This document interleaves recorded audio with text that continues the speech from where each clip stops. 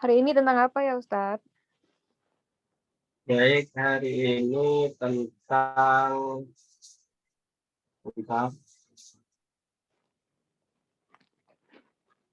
Oh,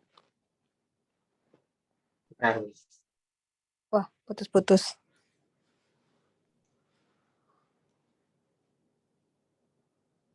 hari ini tentang hati. Hati ya. Oke.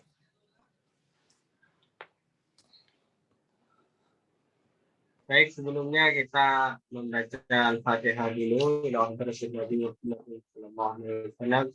وآله وأصحابه أزواجه وذريته وأهل بيته وأهل السبيل من المسلمين وأزواجه توفاة كل من الكتاب كامل لهم بيت إلى ربهم عليه وتؤتي المسلمين كل ما رسول الله الراوي وصوله إلى روحه إلا الآخرة الفاتحة. أعوذ بالله من الشيطان الرجيم. الحمد لله رب العالمين الرحمن الرحيم مالك يوم الدين اهدنا الصراط المستقيم صراط الذين أنعمت عليهم غير المغضوب عليهم. بسم الله الرحمن الرحيم الحمد لله رب العالمين والصلاة والسلام على أشرف الأنبياء والمرسلين سيدنا محمد وعلى آله وصحبه أجمعين أما بعد وبسند متصل إلى الإمام شرف الدين النووي رحمه الله ونفعنا به وبعلومه في الدارين آمين إلى قوله الحديث السادس البعد عن مواد الشبهات. Para ibu, para bapak, kalau memang ada yang dirahmati oleh Allah, kita akan melanjutkan ngaji online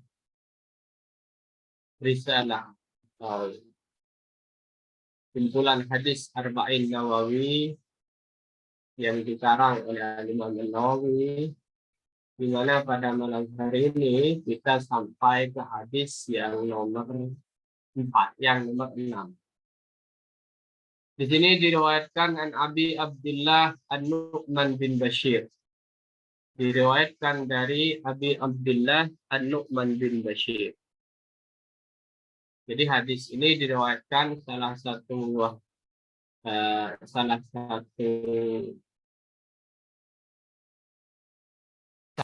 sahabat yang tidak begitu terkenal ya. An-Nu'man bin Bashir ini tidak terkenal, sehingga profilnya ya singkat-singkat saja seperti yang saya temukan di beberapa buku komentar terhadap Arba'in Nawawi.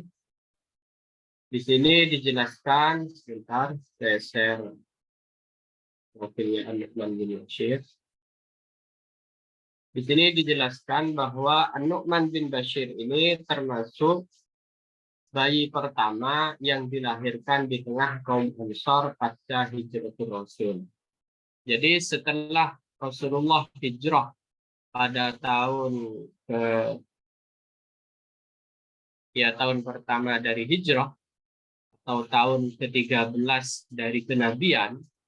Jadi Nabi itu berdakwah di Mekah 13 tahun, di Madinah 10 tahun. Itu ada bayi pertama yang lahir di tengah-tengah kaum Ansar.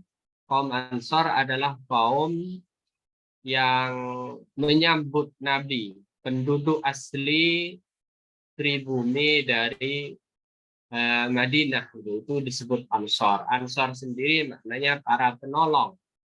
Sementara yang hijrah bersama Nabi disebut dengan kaum Muhajirin. Nah, dua kaum ini sama-sama dipuji dan di dalam Al-Quran. Kaum Ansar itu dipuji di dalam Al-Quran ada, di dalam hadis ada. Man ahabba Ansar faqad ahabbani, kata Nabi. Barang siapa yang mencintai kaum Ansar, maka dia mencintaiku. Jadi kaum Ansor ini adalah orang-orang yang lembut hati, mau menerima saudara-saudaranya kaum Muhajirin yang terusir dari negerinya, yaitu kota Mekah. Nah, setelah Nabi hijrah, itu ada bayi pertama kali yang lahir, yaitu An-Nu'man bin Bashir, perawi hadis yang akan kita baca ini. Ketika lahir, An-Nu'man langsung dibawa ke hadapan Nabi setelah bersih ya, ke hadapan Nabi oleh ibunya, kemudian oleh Nabi ditahnik namanya. Tahnik itu Nabi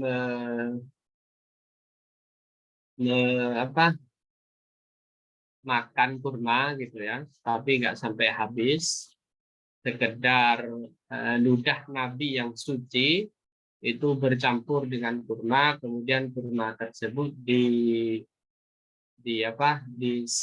dicicipkan ke si bayi. Nah, itu sunnah, namanya tahnik. Tahnik itu sunnah, salah satu ajaran Rasulullah, di mana seorang bayi ketika lahir, maka dia sunnah dibawa ke orang alim atau orang soleh di kotanya atau di desanya atau di kampungnya, itu sunnah. Nah, itu An-Nu'man bin Bashir. Dia juga tidak meriwayatkan banyak ya, karena bukan seorang sahabat yang terkenal. Kemudian oleh Nabi didoakan panjang umur, dimohonkan agar didoakan panjang umur, tapi Rasulullah kemudian dengan mata nubuahnya, mata kenabiannya, dengan kekuatan batiniahnya, itu menaksir bahwa anak ini tidak akan berumur panjang, sehingga Rasulullah menawarkan sesuatu yang lebih mulia daripada umur panjang, yaitu tidakkah kamu ridho ala tardina, tidakkah kamu ridho ayya'isha mahmuda wa mata syahida, kata Nabi. Tidakkah kamu ridho anakmu itu hidup terpuji dan mati syahid serta masuk surga. Jadi Rasulullah menawarkan sesuatu, dan benar saja An-Nu'man itu wafat di umur yang tidak begitu tua. Nah, sehingga An-Nu'man itu tatkala Nabi ini wafat, nantinya ya An-Nu'man masih berumur 8 tahun. Berarti jika Nabi itu 2 tahun hidup 10 tahun hidup di Mekah, di Madinah, berarti An-Nu'man ini kira-kira lahir 2 tahun setelah Nabi hijrah gitu ya. Kemudian An-Nu'man ini mendapat tugas-tugas penting di masa Sayyidina Abu Bakar maupun Sayyidina Umar, di mana beliau menjadi gubernur di kota Kufah dan menjadi qadhi hakim di Syam serta Homs. Nah, An-Nu'man bin Bashir ini jago khutbah atau pidato. Jadi di kalangan Arab itu ada khatib, ada syair, ada penyair yang pintar menyusun bait-bait syair, dan ada khatib atau orator umum yang pintar membuat prosa, bukan puisi, di mana akhir-akhirnya itu biasanya kalau dalam bahasa Arab bersajak. Bukti Al-Quran itu kan sastranya sangat tinggi, sehingga prosanya banyak juga yang memakai sajak. Seperti ya ayyuhal muddatsir qum fa'andir rabbaka fakabbir wa thiyabaka fatahhir. Nah, itu bisa akhirnya roh semua itu dalam bahasa Indonesia kan disebut saja, dalam bahasa Arab juga sama. Nah, Nu'man bin Bashir itu termasuk jago di dalam berpidato seperti itu ya. Baik, kita kembali ke redaksi hadis. Ini dikatakan an Abi Abdillah An-Nu'man bin Bashir. Jadi An-Nu'man bin Bashir itu punya panggilan Abu Abdillah. An-Nu'man bin Bashir radhiyallahu taala anhuma. Nah, di sini memakai anhuma lagi ya. Ini membuktikan bahwa Bashir, ayah dari An-Nu'man, itu mukmin. Ya, bagaimana tidak mukmin? Wong tadi disebutkan bahwa An-Nu'man ini adalah bayi pertama yang lahir dari kalangan Ansar. Qala, dia berkata, An-Nu'man bin Bashir, sami'tu Rasulullah sallallahu alaihi wasallam. Saya mendengar Rasulullah sallallahu alaihi wasallam yaqulu bersabda, Innal halala bayyinun wa innal harama bayyinun. Innal halala sesungguhnya perkara halal itu bayyinun, sangat jelas. Wa innal harama dan sungguhnya perkara haram itu bayyinun juga sangat jelas. Jadi halal dan haram itu sudah sangat jelas, dijelaskan oleh para ulama, dijelaskan dalam kitab-kitab karya ulama. Baik halal itu didasari oleh nas atau halal itu didasari nas hadis ataupun nas Al-Quran, atau halal itu didasarkan kepada istinbatnya ulama. Ya. Juga perkara haram itu bayyin. Nah, ini hukum pasti, artinya ini berlaku ila yaumil qiyamah. Bahwa halal itu jelas dan haram itu jelas. Halal sendiri apa? Halal itu adalah sesuatu yang dipuji oleh syariat. Apa saja yang dipuji? Nah, itu bisa diketahui di dalam karya-karya ulama.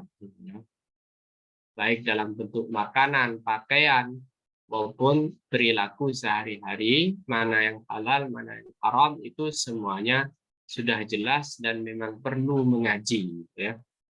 Perlu belajar apa saja yang diharamkan, apa saja yang dihalalkan, dan ini akan jelas ila yaumil qiyamah, gitu. Maka ini menepis ungkapan beberapa orang modern yang mengatakan kalau sekarang itu antara halal dan haram ini sudah tidak jelas lagi. Nah, tidak. Berdasarkan hadis ini, bayyin dan bayyin, ya, jelas dan jelas, halal jelas, haram jelas. Ungkapan tersebut yang tadi saya sebutkan itu biasanya muncul dari kebodohan, karena memang tidak tahu dari kebodohan, atau karena dia sudah terperangkap di dalam perilaku haram, sehingga untuk membenarkan perilakunya dia kemudian mengatakan sekarang ini sudah tidak jelas mana yang halal dan mana yang haram.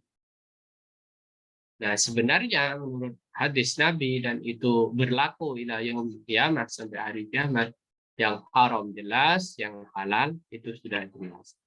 Dan kalau diteliti, salah satu ulama Mesir, ulama Azhar itu menulis Al-Muharramat fi Syariah, itu ternyata sangat sedikit, gitu ya.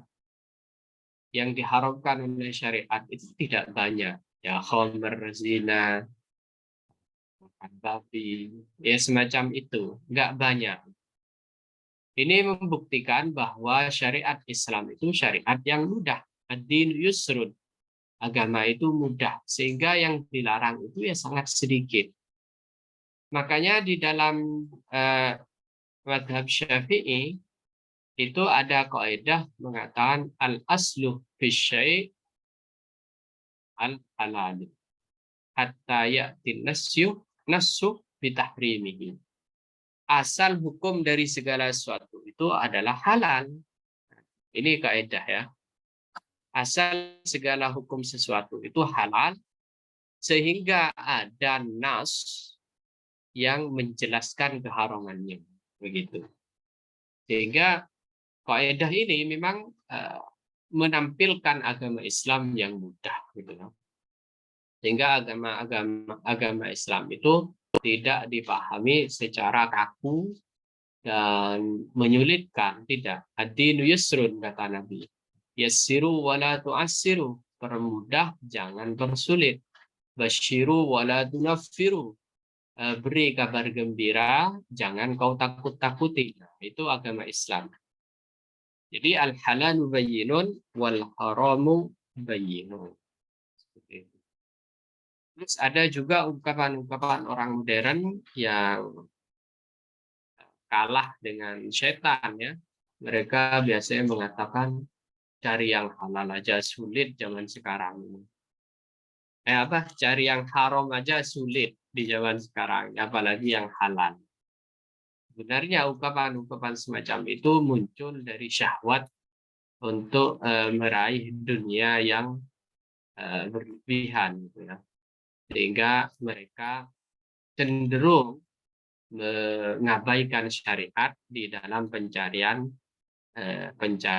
harta halal, pencarian nafkah yang halal. Dan pencari nafkah yang halal itu thalabul halali fardhah, masuk wajib. Karena wajib, maka pahala seseorang yang berangkat ke kantor, berangkat ke sawah, berangkat ke pasar, itu pahala wajib, gitu ya, kira-kira. Jadi mencari nafkah yang halal itu masuk ibadah yang wajib berdasarkan sabda Nabi, thalabul halali fardhah.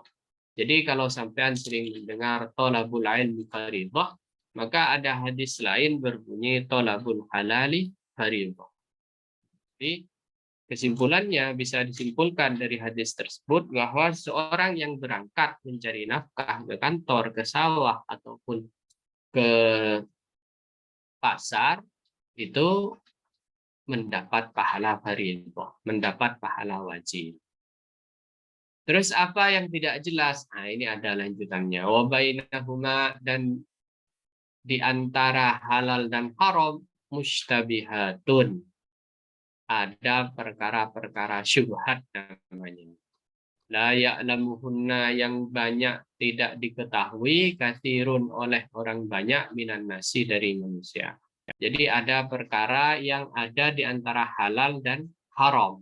Itu namanya syubhat. Antara halal dan haram. Syubhat itu apa maknanya? Syubhat itu ishtabaha yashtabihu, atau syabiha yashbahu, itu maknanya samar atau serupa.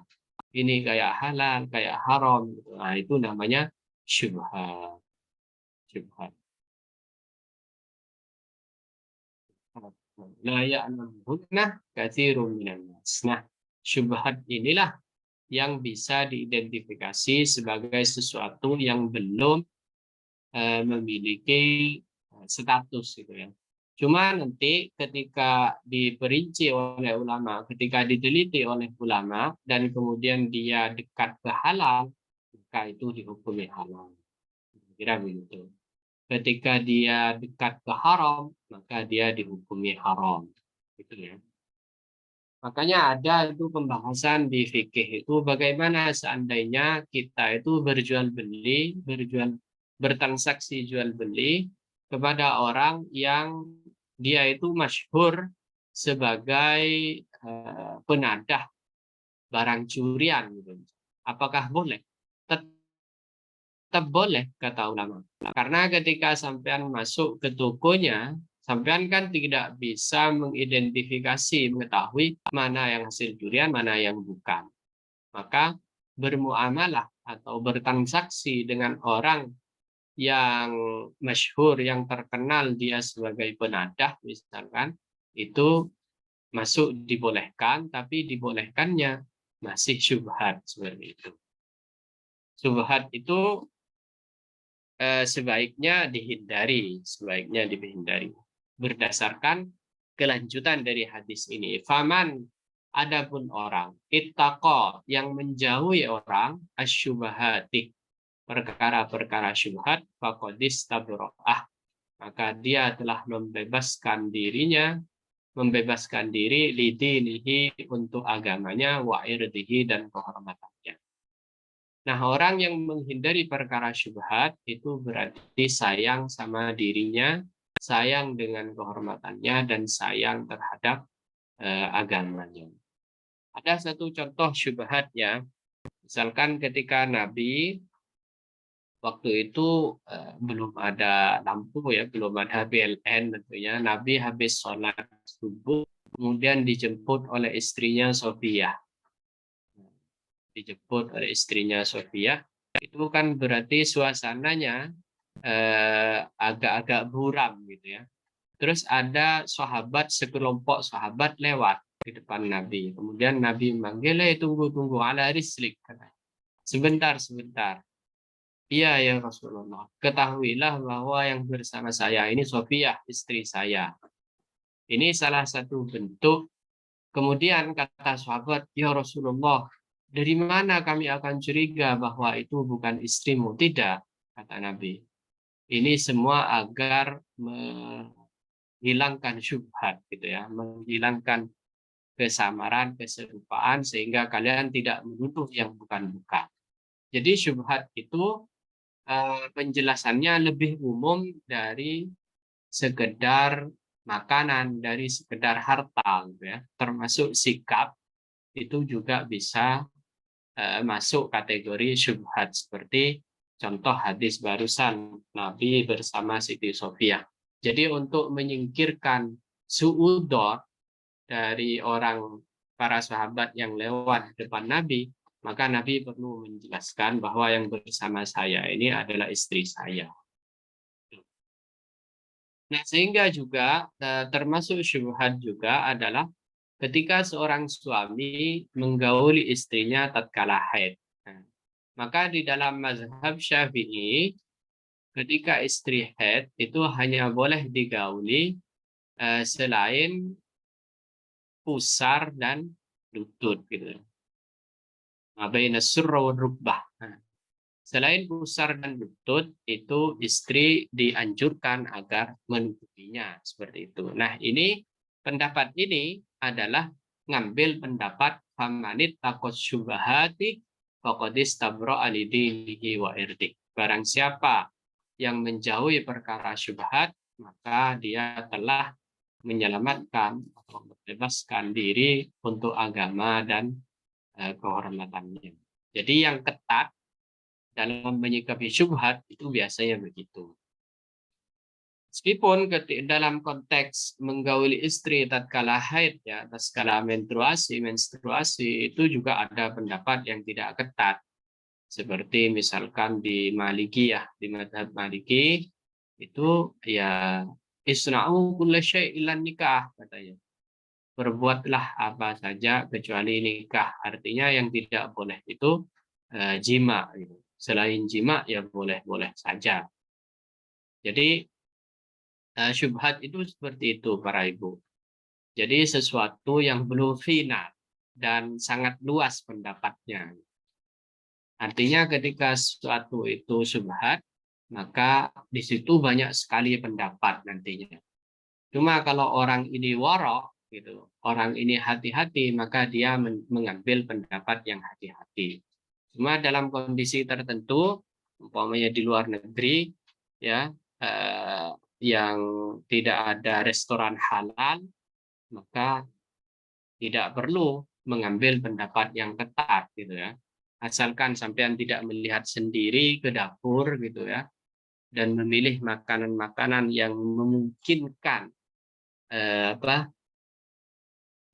memungkinkan tidak ada yang diharamkan seperti babi dan segala macamnya, maka tidak usah kemudian di diteliti sampai ke dapur. Itu bukan syubhat namanya. Nanti itu masuk dalam kategori was-was. Was-was itu seperti apa kalau di dalam kitab-kitab klasik? Seperti orang beli baju, kemudian bajunya itu tidak mau dipakai dulu, tapi dicuci terlebih dahulu. Ketika ditanya, kenapa dicuci? Ya takut najis, ini kan dari pasar. Itu namanya bukan syubhat. Bukan menghindari syubhat itu. Tapi itu masuk was-was namanya. Was-was itu minasyaiton, was-was itu dari syaitan. Jadi syubhat itu bisa dihindari tatkala memang betul-betul melihat dengan mata. Kalau seperti baju baru, ya langsung dipakai aja sholat. Nggak usah kemudian diteliti-teliti, dicari-cari, jangan-jangan ini najis, jangan-jangan, nah nggak selesai-selesai. Tidak. Agama itu mudah, gitu ya. Kemudian kalau sampean dengar cerita-cerita yang ketat, itu buat level-level VVIP, mungkin begitu. Ya. Seperti misalkan ada cerita Sayyidina Abu Bakar itu pernah pulang ke dalamnya, ke rumahnya, kemudian di rumah itu mendapatkan air susu, sebaskom air susu. Mungkin beliau sangat haus, langsung diminum saja. Langsung diminum air susu tersebut. Kemudian si pembantunya itu menegur, wahai Sayyidina Abu Bakar, biasanya Anda bertanya dulu ini dari mana, kok sekarang nggak nanya? Oh iya, ini dari mana, kata Sayyidina Abu Bakar. Ini tadi saya diberi oleh tetangga yang Yahudi. Itu langsung dikeluarkan sama Sayyidina Abu Bakar dan dimuntahkan dengan cara apa? Tangannya itu dimasukkan ke dalam mulut agar seluruh makanan itu keluar dan dimuntahkan. Nah, praktek seperti itu bukan, kata ulama ini yang istinbat hadis, bukan berarti Sayyidina Abu Bakar mengharamkan, tidak. Tapi itu salah satu bentuk warok, kehati-hatian tingkat level dewa, gitu ya. Level atas, itu. Tingkatnya Sayyidina Abu Bakar. Kalau orang-orang seperti kita, asal tidak terlihat mata, ya halal, kira-kira begitu. Nggak usah kemudian mengecek terlalu mendalam, sehingga membuat beragama ini serba berat dan sulit. Waman waqa'ah. Waman adapun orang waqa'ah yang terjatuh orang bisyubhati dalam perkara syubhat, waqa'ah fil harami, maka akan terjatuh ke dalam perkara haram. Nah, di sini di syarahnya disebutkan bukan maknanya orang yang melakukan syubhat. Orang yang mengkonsumsi barang syubhat itu berarti haram. Tidak. Jadi kata waqa'ah itu nantinya orang tersebut akan mudah mengkonsumsi, akan mudah melakukan perkara haram. Kalau yang syubhat saja diremehkan, itu maksudnya. Maka yang haram itu akan mudah bagi dirinya untuk dilakukan. Dicontohkan di syarahnya itu oleh Al-Jardani seperti orang yang biasa bertransaksi secara mu'attah, secara mudah saja gitu ya. Bertransaksi ngambil gampangan gitu ya. Nggak ada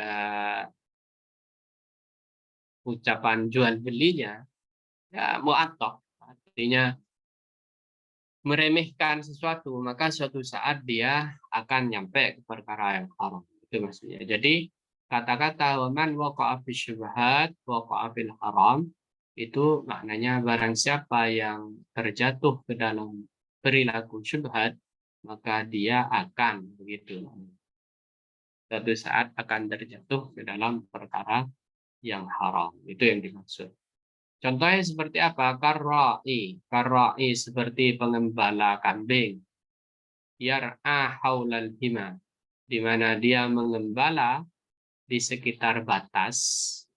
Yushiku, maka dikhawatirkan ayyar ta'afihi, akan masuk dan mengembala fihi di dalam batas tersebut. Nah, seperti orang yang mengembala kambingnya di batas tanahnya dia gitu ya, di batas rumputnya dia, maka bisa jadi si kambing ini nantinya akan menyeberang ke rumput orang lain. Itu maksudnya. Artinya apa?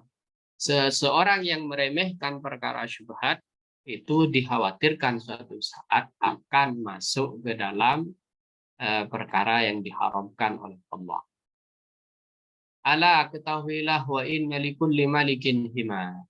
Sesungguhnya bagi setiap pemilik hima itu ada batasnya. Ala, dan ketahuilah wa inna himallah, dan sesungguhnya batasan Allah maharimuhu adalah perkara-perkara yang diharamkan. Jadi perkara-perkara yang diharamkan itu adalah batasan-batasan Allah. Nah, ini yang saya maksud berbicara tentang haram, dan kita tahu ada syubhat. Jadi ada 3 kategori ya. Halal, haram, kemudian syubhat. Nah, yang syubhat ini yang tahu nanti hukumnya adalah para ulama. Biasanya syubhat itu menimbulkan kontroversi dan perbedaan pendapat di kalangan ulama. Dan perbedaan ini sebenarnya sejatinya adalah menjadi rahmat, menjadi ya, iya kasih sayang dari Allah, kasih sayang di dalam agama. Tergantung situasi dan kondisinya sampai mau mengambil yang mana nanti. Kita lanjut. Ala ketahuilah wa inna fil jasadi. Wa inna fil jasadi dan sungguhnya di dalam jasad manusia mudghatan. Ada segumpal daging. Mudghah, segumpal daging. Idza saluhat saluhal jasadu kullu. Jika segumpal daging ini baik, saluhal jasadu kullu, maka seluruh jasadnya akan baik. Baik seluruh jasad. Wa idza fasadat dan jika segumpal darah ini rusak, fasadal jasad kullu, maka akan rusak seluruh jasad. Karena ketahuilah wahia segumpal darah tersebut al-qalbu, itu adalah hati.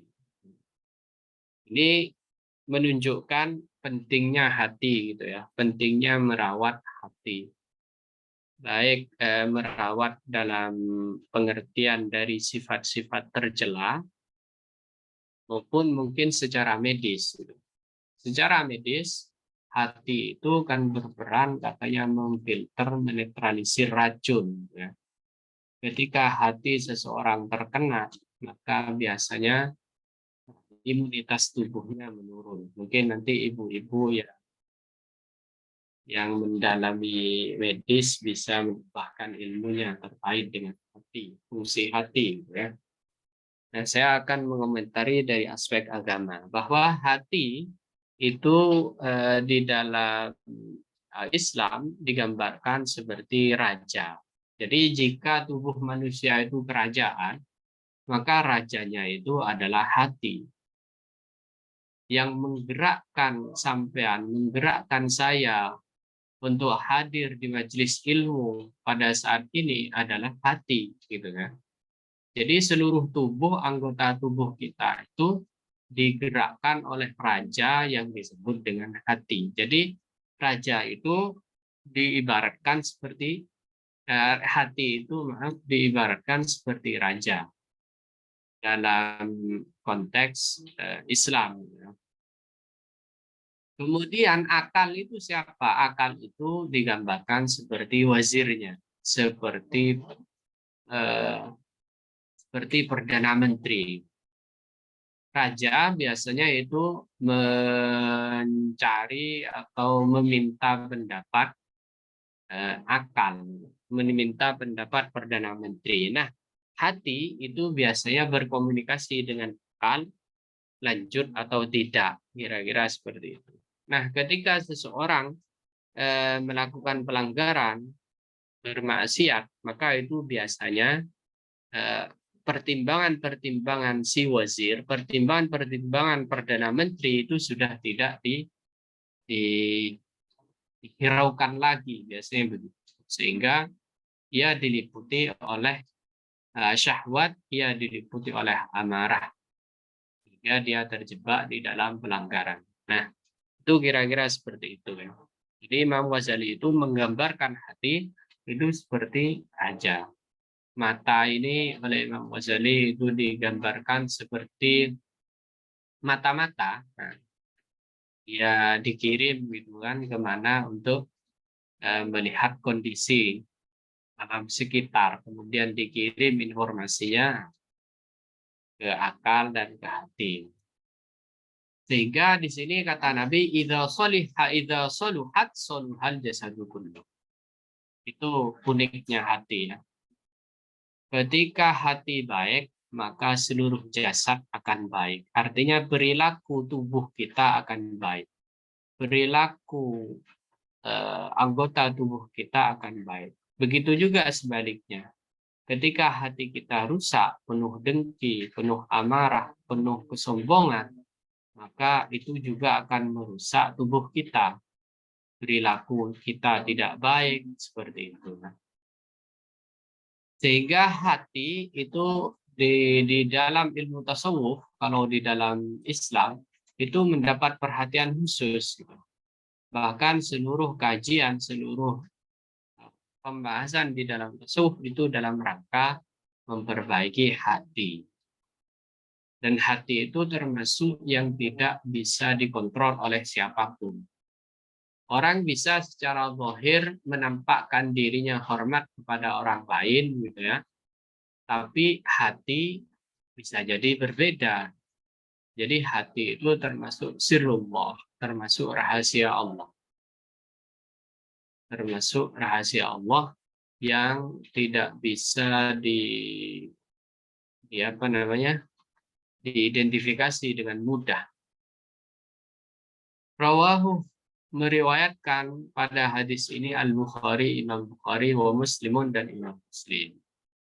Jadi riwayat hadis ini diriwayatkan oleh Bukhari Muslim, berarti kalau disebut dua-duanya itu biasanya redaksinya berbeda. Imam Muslim punya redaksi sendiri, Imam Bukhari punya redaksi sendiri, meskipun secara makna sama. Jadi hadis ini menjelaskan tentang halal haram, menjelaskan tentang syubhat, bahwa syubhat itu sebaiknya dihindari, bahwa barang siapa yang terjatuh ke dalam perilaku syubhat, itu suatu saat akan terjatuh ke dalam perilaku haram, seperti itu ya.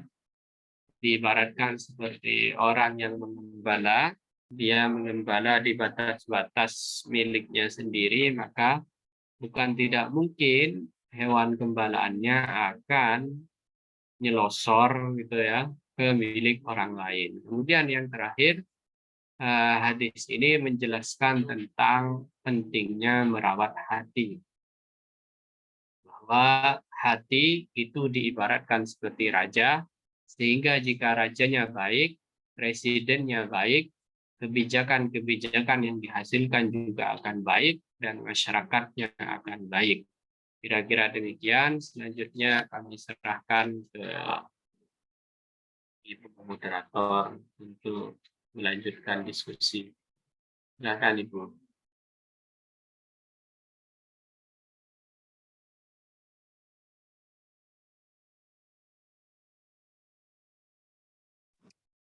Mohon maaf Pak Ustadz, hari ini tidak ada moderator sepertinya Pak Ustadz.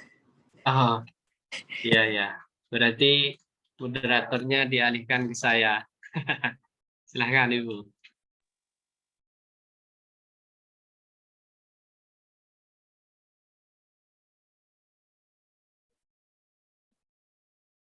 Silakan, mungkin ada ibu-ibu yang mau bertanya.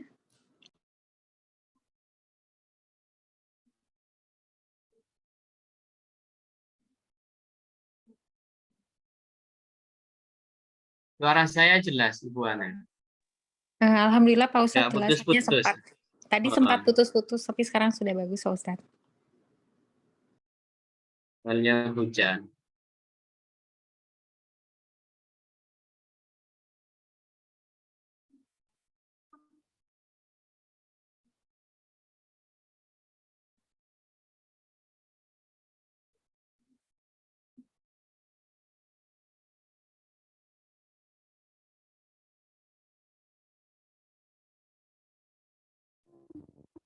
Assalamualaikum Ustaz. Waalaikumsalam, Ibu Fatimah. Iya Ustaz. Apa ini tadi jamnya itu ya? Apa dimajukan? Telat masuk. Oh iya, iya, Hmm. dimajukan lagi, dikembalikan ke jadwal yang asal. Hmm. Ya Ustaz, tadi kan mau tanya tadi sampai pertengahan gitu ya. Belum jelas. Yang di Iya. antara perbedaan syubhat dengan was-was tadi. Nah, kalau tadi kan diumpamakan baju gitu ya Ustaz, nggak detail-detail. Kalau misal kita nih Ustaz lagi wudu atau mungkin sholat terus kayak lupa, udah basuh belum ya? Padahal kayak ngerasa udah tapi kayak ngerasa belum gitu, itu masuk yang mana Ustaz? Terus cara mengatasinya seperti apa? Ya, kalau kita wudhu ya, pas sudah basah atau belum, maka kalau memang nyata merasakan sudah wudhu, maka itu dianggap sah saja. Jadi itu masuk yang was-was sebenarnya itu. Was-was. Dan was-was itu dari syaitan. Kemudian kalau di hadis itu kan ada begini. Orang ini was-was, dia apa ya? Iya, was-was. Apakah dia punya wudhu atau tidak? Mau sholat, kemudian dia mikir-mikir, saya udah wudhu belum ya? Maka dia harus mengingat sesuatu yang sebelum di kondisi itu. Oh, saya tadi sudah wudhu ini. Tapi batal nggak ya? Nah, itu udah was-was. Ketika muncul perasaan batal apa enggak ya, maka itu kata Nabi, hatta yasma'u sautan au yajidu rihan. Jadi sampai mendengar sesuatu, maaf maksudnya kentut, au yajidu rihan, atau menemukan bau, mencium bau. Jadi kalau memang di awal sampean sudah wudhu, kemudian muncul was-was, saya batal enggak ya? Maka itu cara bangunnya begitu. Cara bangun menyingkirkan was-was dan membangun keyakinannya itu adalah berdasarkan hadis tadi. Hatta eh, apa? Hatta yajidu rihan, hatta yajidu, iya, hatta yasma'u sautan au yajidu rihan, sampai mendengar suara, maaf betul maksudnya, atau mencium bau, baru Anda boleh yakin, oh iya berarti wudhu saya batal. Kira-kira meskipun wudhunya sudah lama. Jadi was-was itu memang penyakit gitu ya. Dan itu perlu ditangani secara khusus. Ada beberapa orang yang was-wasnya itu tidak bisa hilang sampai meninggal. Bahkan ada cerita di Mekah itu, ada orang punya penyakit was-was ya, sampai kalau dia wudhu itu tidak cukup di kamar mandi. Dia harus ke sungai. Sungai tidak cukup, akhirnya dia harus ke laut. Laut tidak cukup, akhirnya dia harus tenggelam dulu, harus nyelam di laut. Sampai orang ini kemudian karena harus begitu setiap waktu, dia meninggal karena penyakit kedinginan. Itu salah satu efek dari was-was. Jadi was-was itu bukan ittaqas syubhat, tapi dia sudah berlebih-lebihan di dalam agama. Nah, cara menghilangkannya ya dengan cara-cara Nabi tadi. Harus kita temukan secara indrawi gitu Bu Fatima. Harus mencium bau atau mendengar suara. Kalau posisinya sholat Ustaz misal kayak lupa bacaan seperti itu gimana? Baca apa? Misal kayak baca Al-Fatihah, kan kadang kan Diulang. misal kayak kita kan habis doa iftitah itu kan Al-Fatihah baru surat pendek misalnya. Nah, itu misal kayak kita fokusnya yang lain gitu, udah baca Al-Fatihah belum ya? Itu gimana Ustaz? Apakah kita harus ngulang atau bagaimana? Kalau rukunnya rukun qauli ya, rukun yang berbentuk ucapan, itu diulang nggak masalah. Diulang nggak masalah. Jadi seluruh rukun sholat yang bentuknya qauli, yaitu yang 5 itu ya, takbir, terus Fatihah, terus apa? Tahiyat, tahiyatul mubarakatus, terus sholat dan Nabi, baca sholawat di dalam tahiyat itu, kemudian yang terakhir itu salam. Nah, rukun qauli ini seandainya diulang melebihi apa yang ditentukan ya nggak masalah. Kalau memang ragu, saya sudah Fatihah atau belum, ya ulang saja, tidak masalah. Baik Ustaz, jazakallah khair Ustaz. Ya Allah, terima kasih Mbak Fatimah sudah bertanya. Ya, saya juga pernah dengar Pak Ustadz ada pertanyaan seperti itu. Jadi kalau lupa baca Fatihah gitu. Jadi saya awalnya dengar tuh kayaknya aneh gitu, kok bisa lupa gitu. Dan ternyata betul sekarang saya suka lupa. Sudah Fatihah apa belum? Tapi kalau kita udah ruku gitu gimana Pak Ustadz? Jadi Kalau sambil ruku sudah tuh ini, ruku, iya, saya ingat kayaknya tadi Fatihah apa enggak kalau gitu. memang yakin, artinya keyakinannya lebih condong ke tidak baca, maka harus kembali, Bu. Karena Fatihah itu rukun kan, rukun nggak boleh ditinggal. Seandainya bukan rukun, kayak lupa nggak baca Subhana rabbiyal azim wa bihamdi, nggak masalah. Maksudnya Jadi kembali harus itu gimana kembali. Pak Ustadz? Kembali itu kita dari Kembali ruku, berdiri lagi. oh, Iya, berdiri lagi baca Fatihah. Kalau memang keraguannya itu mendekati yang tidak baca. Tapi posisinya bukan makmum ya. Kalau makmum itu tidak harus selesai membaca Fatihah dan tidak harus umpamanya imamnya sudah mengarah ke ruku, tidak harus baca Fatihah. Jadi langsung ikut ruku saja. Karena makmum itu ditanggung oleh imam. Seperti itu. Kalau sendirian, baru dia harus kembali ke berdiri lagi. Kalau memang lupa membaca Fatihah. Tapi kalau makmum berjamaah, ya, dan menemukan imam sudah hampir mau ke ruku, maka si makmum tidak wajib baca Fatihah karena statusnya dia ditanggung Fatihahnya oleh si imam gitu. baik Pak Ustadz, terima kasih. Ada yang akan bertanya lagi pada ibu-ibu soleha? Mungkin mengenai halal, haram, subhat, dan mungkin yang kalau di luar tema ini juga boleh ya Pak Ustadz? Boleh. Kalau saya mampu, saya akan jawab. Oh ya, yang Silakan. terkait dengan hati itu gimana, Ibu Ana? Iya Pak Dalam Ustadz. perspektif medis. Dalam perspektif medis, bagaimana hati itu fungsinya kalau di organ tubuh?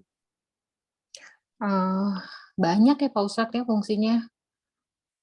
Jadi seperti yang tadi Pak Ustadz bilang kan dia membersihkan darah gitu. Jadi darah yang akan masuk ke jantung atau ke paru-paru itu dia akan melalui ke usus, ke hepar dulu ke hati. Dia kan membersihkan darah, kemudian juga memproduksi hormon-hormon atau protein yang akan membantu untuk metabolisme. Jadi seperti kalau kayak ya mungkin yang lebih dikenal sama masyarakat umum kalau kayak yang sakit hati itu kan biasanya dia yang kuning-kuning itu kan mata kuning, kemudian kulitnya juga kuning. Nah, itu Pak Ustadz. Jadi memang ada ya fungsinya penting banget ya. Iya Pak Ustadz, banyak fungsinya banyak. Penting dan banyak. Jadi sabda Nabi ini secara medis benar ya. Tuh, Pak Idza Ustadz. soluhat soluhal jasadu kulluh. Wa idza fasadat fasadal jasadu. Tuh, Pak Ustadz. Berarti lewat ke hati dulu ya, Bu. Iya Pak Ustadz. Untuk apa namanya? Disebar ke organ yang Iya. lain. Iya Pak Ustadz.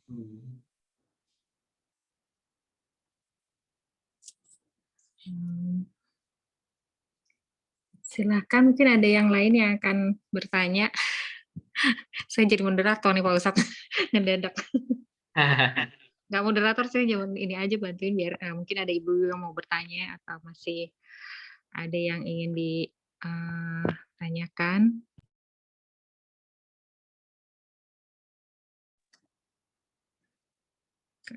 Kalau tidak ada mungkin kita bisa tutup Pak Ustadz. Baik. Jika memang tidak ada lagi yang perlu ditanyakan, kita tutup majelis pengajian online pada malam hari ini dengan doa. Bismillahirrahmanirrahim. Alhamdulillahirrahmanirrahim. Hamdan yuafi ni'amahu yukafi mazidah ya Rabbana la tahmil kama yanbaghi li jalali wajhika wa 'azimi sultanik. Subhanaka la nuhsi thana'an 'alaika anta kama asnayta. Allahumma shalli 'ala sayyidina Muhammadin salatan tunjina biha min jami'il ahwal wa tuqina biha min sayyi'at. Warfa'na biha darajat wa lana biha ghayat min jami'il khairat. اللهم إنا نسألك ما يسألك والعافية.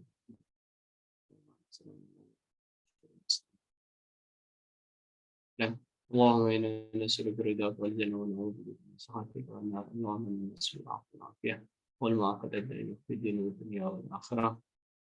اللهم اقسم لنا من خشيتك ما تحول بيننا وبين معصيتك، من الطاعة ما تبلغنا به جنتك، من اليقين ما تهون به علينا مصائب الدنيا، ومتعنا بأسمائنا وأبصارنا وقواتنا ما أحييتنا واجعله الوارث منا ولا تجعل مصيبتنا في ديننا ولا تجعل في الدنيا أكبر همنا ولا مبلغ علمنا. ربنا ظلمنا أنفسنا ولم تغفر لنا اللهم إنا نسألك علما نافعا وعملا متقبلا ورزقا واسعا طيبا. اللهم إنا نعوذ بك من ينفع من ربنا هب لنا من أزواجنا وذريتنا قرة أعين واجعلنا اللهم اجعلنا أولادنا وطنا لنا من خير ولادنا وعلمنا في شر الخير. ربنا آتنا في الدنيا حسنة وفي الآخرة حسنة وقنا وسلام على المرسلين والحمد لله رب العالمين. بسر الفاتحة.